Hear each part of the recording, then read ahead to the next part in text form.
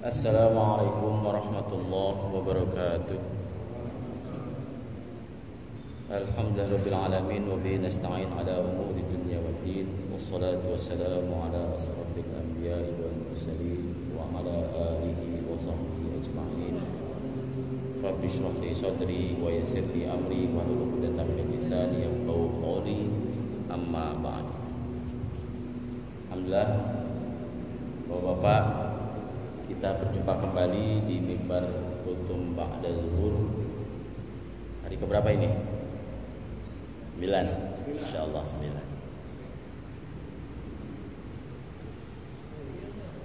Melanjutkan materi kita yang minggu lalu, Bapak-bapak. Minggu lalu itu sampai kepada kita agak belok sedikit terkait dengan junub. Penyebab junub ada dua, sekilas saya flashback sedikit, yaitu terjadinya pertemuan dua khitan, dua kemaluan. Meskipun tanpa keluar air mani, itu tetap junub. Kemudian yang kedua, keluar sperma itu sendiri, ya, baik di sengaja maupun tidak sengaja, baik kondisi tidur ataupun sadar, baik melalui jima atau bermimpi, bercumbu atau menghayal atau tanpa sebab. Ini sampai di sini ya materi kita minggu lalu. Ada yang satu hal yang perlu saya klarifikasi, bahwa minggu lalu saya bacakan hadis dari Ummu Salamah radhiyallahu anha yang bertanya kepada Rasul, apakah seorang perempuan wajib mandi apabila bermimpi basah? Rasul menjawab, "Na'am, ya, idza ra'atil ma", apabila melihat air, jika keluar air. Nah, di sini diterjemahkan di buku ini keluar sperma. Nah, wanita tidak keluar sperma, Pak. Wanita keluar cairan vagina. Ya. Dan jika keluar maka junub, wajib mandi. Itu yang perlu saya klarifikasi. Nah, kalau kemarin minggu lalu setelah kita pahami air mani itu suci tapi mengkondisikan kita menjadi junub dan wajib mandi, bagaimana dengan dua cairan lainnya, Pak? Yang mazi dan wadhi. Mazi itu yang keluar sebelum air mani. Kan justru mazi dengan wadhi di bahasan kita 2 minggu yang lalu itu justru najis. Ya, maninya suci, mazinya najis, wadhinya najis. Nah, tapi apakah dengan keluarnya mazi diwajibkan mandi? Apakah keluarnya mazi menjadi kondisi kita junub? Jawabannya justru tidak. Nah, ini. Jadi keluarnya mazi itu tidak diwajibkan mandi sesuai dengan hadis Ali bin Abi Thalib radhiyallahu an, dia berkata, "Aku adalah laki-laki yang mudah keluar mazi, ya Rasul. Lalu aku mandi di musim dingin hingga seakan-akan punggungku patah." Jadi karena keluar mazi dia mandi musim dingin gitu ya, hingga punggung patah. Hal itu aku beritahukan kepada Rasulullah SAW. Beliau bersabda, "La taf'al", kata baginda Rasul, "jangan kamu lakukan itu. Idza ra'aital mazi", apabila kamu keluar mazi, "faghsil zakaraka", cucilah kemaluanmu. Wa tawaddo wudu'aka lis-shalah, dan berwudulah seperti berwudu hendak sholat. Fa iza fadhahtal ma'a faktasil, apabila kamu mengeluarkan air sperma baru mandi, maka mandilah. Nah, ini ya. Jadi air mani yang suci justru junub. Mazi yang najis justru tidak junub. Cukup dengan dibasuh kemudian berwudu seperti biasa. Nah, ini ya, menarik ini. Nah, kemudian dengan cairan yang wadhi, ini cairan mazi udah tahu ya, cairan apa ya? Kemarin sudah kita bahas 2 minggu lalu. Itu keluar hanya ketika kita bersyahwat. Nah, yang wadhi itu cairan yang kalau ngangkat berat, kecapean itu keluar. Itu juga sama, tidak diwajibkan mandi jika keluar wadhi. Jadi yang diwajibkan mandi itu hanya keluar sperma, karena menurut syariat ketika keluar sperma itu kita merasa lemas dan lelah. Oh Bapak, ini diatur nih seperti ini. Maka disyariatkan mandi agar kekuatan kita pulih kembali. Nah, sampai sini bisa dipahami ya, oh Bapak ya. Insyaallah. Nah, lanjut lagi, saya balik ke pembahasan kita yang sebelum junub, yaitu macam-macam bangkai, macam-macam najis, maaf. Kemarin itu sampai di kencing manusia dan kotorannya, kencing hewan dan kotorannya, kemudian darah mengalir. Ingat ya, darah mengalir. Dan kecuali dua darah, yaitu hati dan limpa, itu tidak najis. Lalu najis yang ketiga apa? Golongan yang ketiga najis itu adalah bangkai. Bangkai itu najis. Pengertian bangkai itu apa? Bangkai adalah setiap hewan yang mati tanpa melalui proses penyembelihan yang disyariatkan. Itu bangkai. Tanpa basmalah, kosong, itu bangkai. Ya. Alasannya diharamkannya memakai bangkai karena bangkai itu najis. Kulit serta bulunya pun najis. Susunya pun najis kalau sudah keluar dari bangkai, Pak. Ya.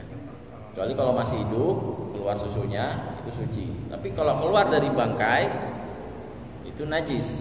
Karena sudah ini ya, Pak.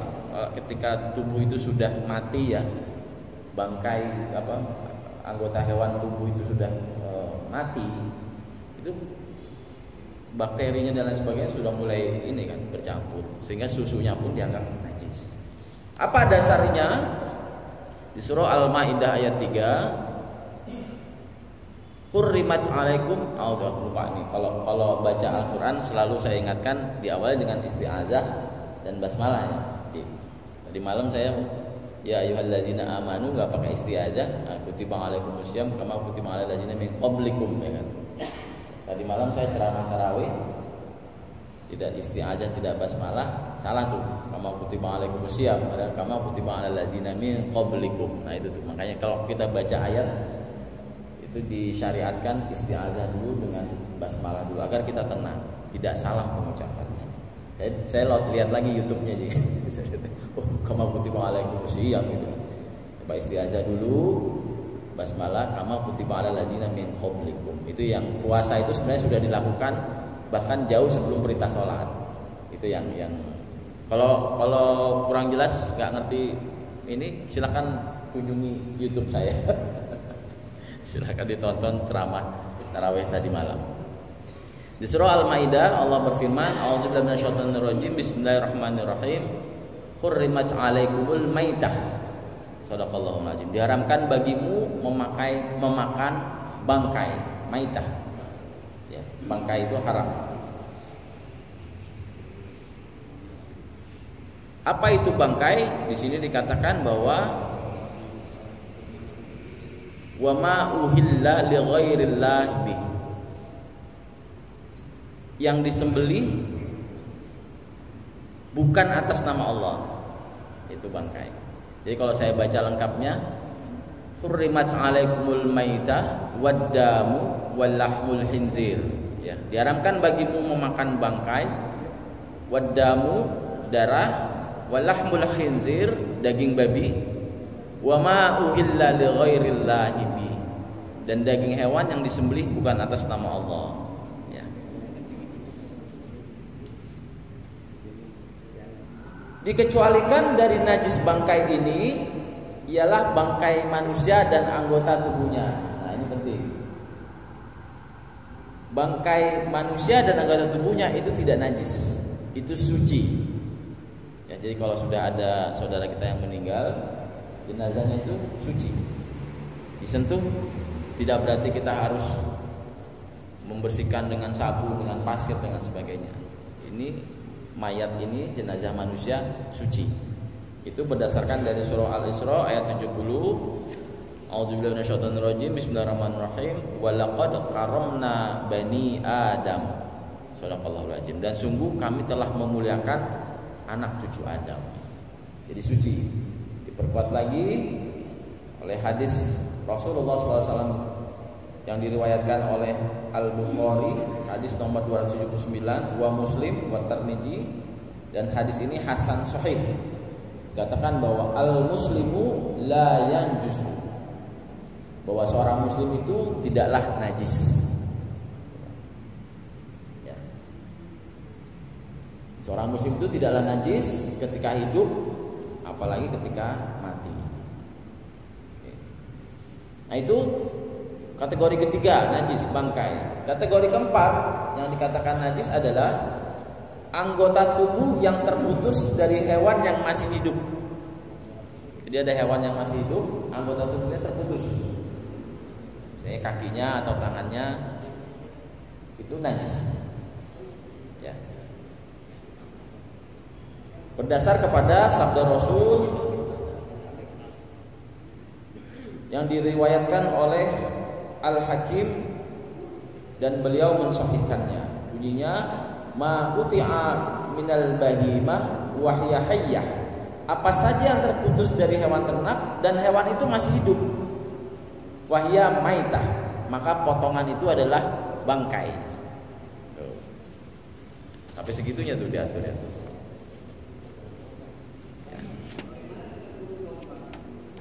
Nah, bulu domba nanti ada nih di nomor ini Ji. Bulu domba, kulit domba itu najis, tapi setelah disamak itu jadi suci. Ada proses samaknya. Ya. Jadi bulu domba setelah dibersihkan dengan proses tertentu pakai tawas, pakai zat kimia dan sebagainya, itu justru suci. Ya, dombanya masih hidup kan? Dombanya masih hidup, dijadikan benang wol ya. Oke, nanti ini ketemu nih. Bentar. Ya. Anggota tubuh yang terputus dari hewan yang masih hidup, kecuali susu hewan yang dagingnya halal dimakan, susu itu suci. Nah, daging dan susu adalah sesuatu yang diciptakan oleh Allah untuk manusia. Demikian juga bulu hewan. Nah, ini nyampe. Ya, apabila hewan tersebut adalah hewan yang halal dimakan, bulu itu suci. Nah ini ada berdasar pada surah An-Nahl ayat 80. Nih dia Nabi baca pikiran saya, belum nyampe udah ditanya. Nih, kalau nyimak begini, beda kalau ngantuk. Surah An-Nahl bunyinya A'udzubillahi minasyaitonirrajim, Bismillahirrahmanirrahim. Ini saya baca agak panjang semua. Wallahu ja'ala lakum min buyutikum sakana wa ja'alakum min juludil an'am buyuta tastakhifunaha yawma za'nikum wa yawma iqmatikum wa min aswafiha wa aubariha wa ash'ariha asasan wa mata'an ilahin. Shadaqallahul azim. Artinya, wallahu ja'alakum min buyutikum, dan Allah menjadikan rumah-rumah bagimu sebagai tempat tinggal, sakana. Wa ja'ala lakum min juludil an'am, dan dia menjadikan bagimu rumah-rumah dari kulit hewan, min juludil an'am, buyutan, rumah-rumah, tastakhifunaha, yang kamu merasa ringan bawanya, yauma za'nikum, pada waktu kamu berpergian, wa yauma iqamatikum, maupun ketika kamu bermukim. Wa min aswafiha, dan dijadikannya pula dari bulu domba, wa aubariha, bulu unta, wa as'ariha, bulu kambing, asasa wa mata'an ilahin, alat-alat rumah tangga dan kesenangan sampai waktu tertentu. Jadi halal. Ya, di sini dikatakan demikian juga bulu hewan, apabila hewan tersebut adalah hewan yang halal dimakan. Domba halal, maka bulunya suci. Bisa dipahami ya. Kemudian saya tuntaskan nih biar kita minggu depan bisa masuk ke bab wudu. Bangkai najis, golongan najis berikutnya yaitu setelah tadi anggota tubuh yang terputus dari hewan yang masih hidup, yang kelima adalah cairan yang memabukkan. Cairan yang memabukkan itu najis, baik khamr yang terbuat dari anggur atau kurma. Ya.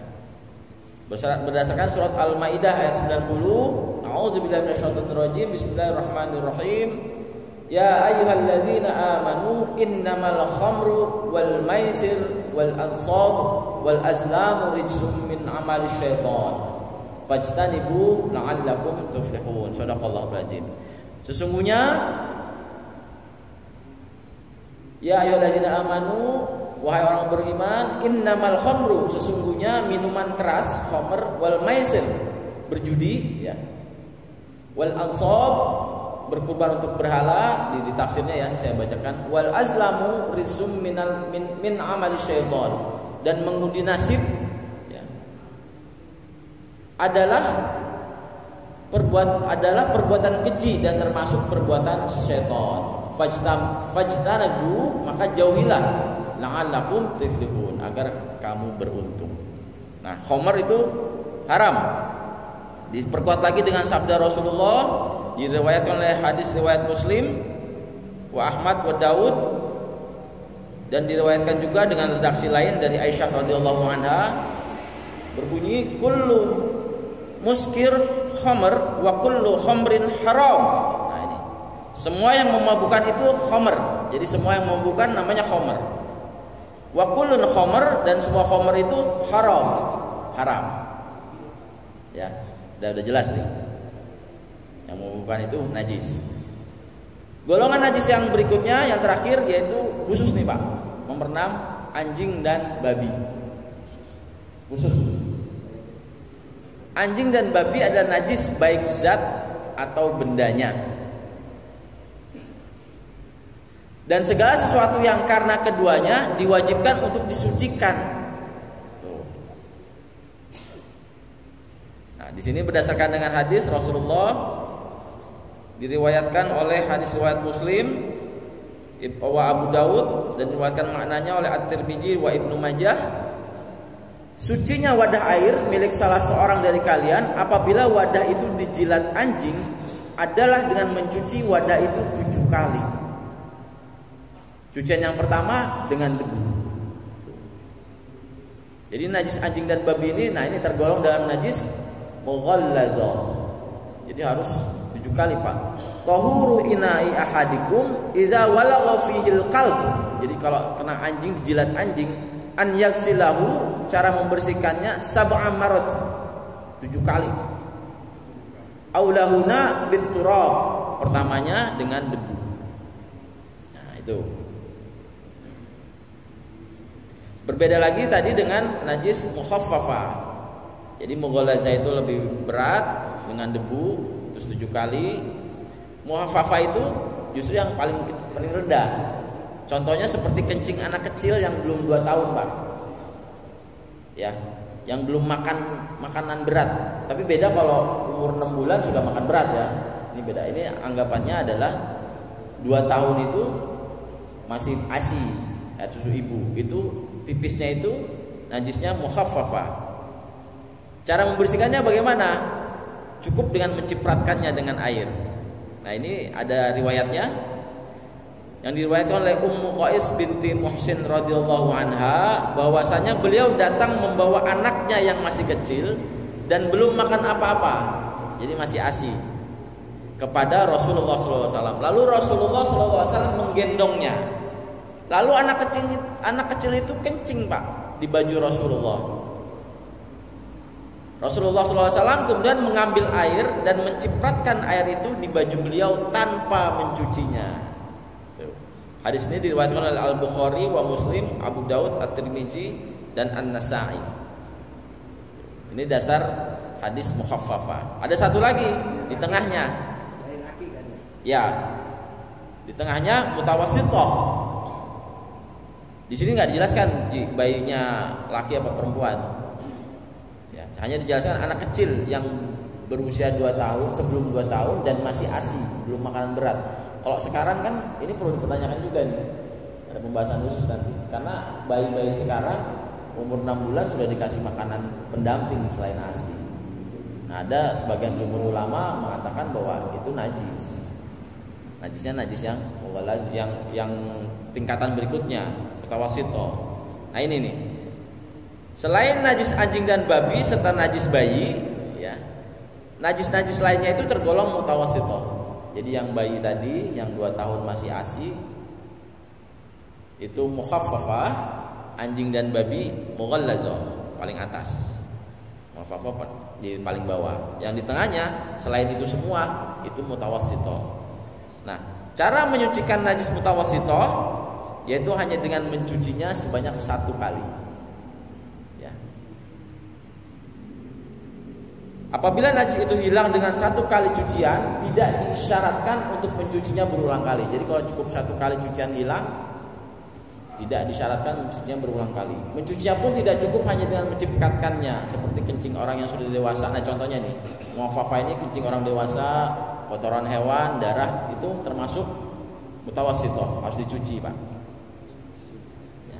Makanya ini kalau kita wudu, biasanya kalau sebelum wudu kencingnya itu harus hati-hati, Pak, kalau misalnya sebelum wudu kencing.